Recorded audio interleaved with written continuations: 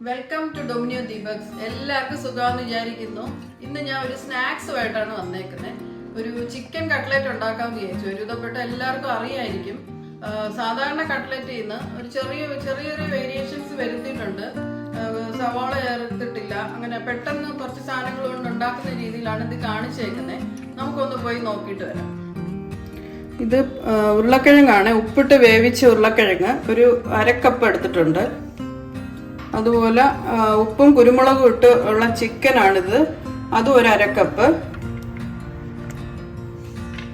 Ginger paste 1 teaspoon, garlic paste 1 teaspoon, ഒരു 2-3 പച്ചമുളക് കൊത്തിയരിഞ്ഞത്,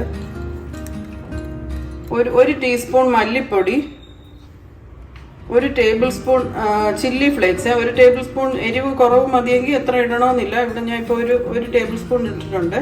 പിന്നെ ഒരു 1/4 ടീസ്പൂൺ പെരിഞ്ജീരകത്തിന്റെ പൊടി ഇട്ടിട്ടുണ്ട്. അത് കൂടി പോകണ്ട. ഒരു 1/4 ടീസ്പൂണാണ് ഇട്ടേക്കുന്നത്. കുറച്ച് മല്ലിയില. ഇതെല്ലാം കൂടെ മിക്സ് ചെയ്യാം. ഈ സമയത്ത് ആവശ്യമുള്ള ഉപ്പൊക്കെ നോക്കിക്കോണം. ഉപ്പ് കുറവാണെങ്കിൽ ചേർക്കണ കാര്യം. നമ്മൾ ചിക്കൻ വേവിച്ചപ്പോഴും പൊട്ടറ്റോ വേവിച്ചപ്പോഴും ഉപ്പ് ചേർത്തിട്ടുണ്ടായിരുന്നു. എല്ലാം കൂടെ മിക്സ് ചെയ്തിട്ടുണ്ട്. ഇതിനകത്തോട്ട് ഒരു 2 ടേബിൾ സ്പൂൺ ബ്രെഡ് ക്രംസ് കൂടെ ഇടണേ. അതും കൂടെ ചേർത്ത് മിക്സ് ചെയ്യാം. ഇതിപ്പോൾ മിക്സ് ആയി കഴിഞ്ഞ് ഇനി നമുക്ക് ഇഷ്ടമുള്ള ഷേപ്പിൽ ആക്കാം. അതിനു മുമ്പ് നമ്മുടെ കയ്യിൽ ചെറുതായിട്ടൊന്ന് വെളിച്ചെണ്ണ ഒന്ന് 2 കയ്യിലും ഒന്ന് തേച്ചിട്ട് ചെയ്താൽ ഒട്ടാതിരിക്കും. ചെറിയ ഇതാക്കിയിട്ട് ഞാനിപ്പം ഒരു സ്ക്വയർ പോലെ ഉണ്ടാക്കാമെന്ന് വിചാരിച്ച്. ഇതിൽ സവാളയൊന്നും വന്നിട്ടില്ല.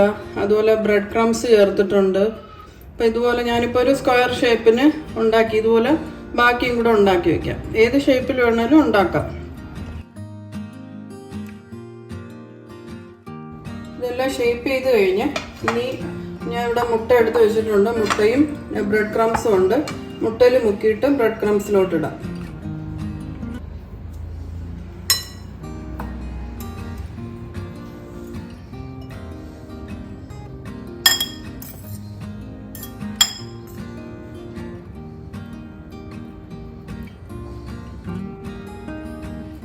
ഇതുപോലെ എല്ലാം കോട്ട് ചെയ്ത് ഓരോന്നും വെക്കാം. എല്ലാ പീസും ബ്രെഡ് ക്രംസ് വെച്ച് കോട്ട് ചെയ്ത് കഴിഞ്ഞാൽ ഇനി തിളച്ച എണ്ണയിലോട്ടിട്ട് ഫ്രൈ ചെയ്തെടുക്കാം.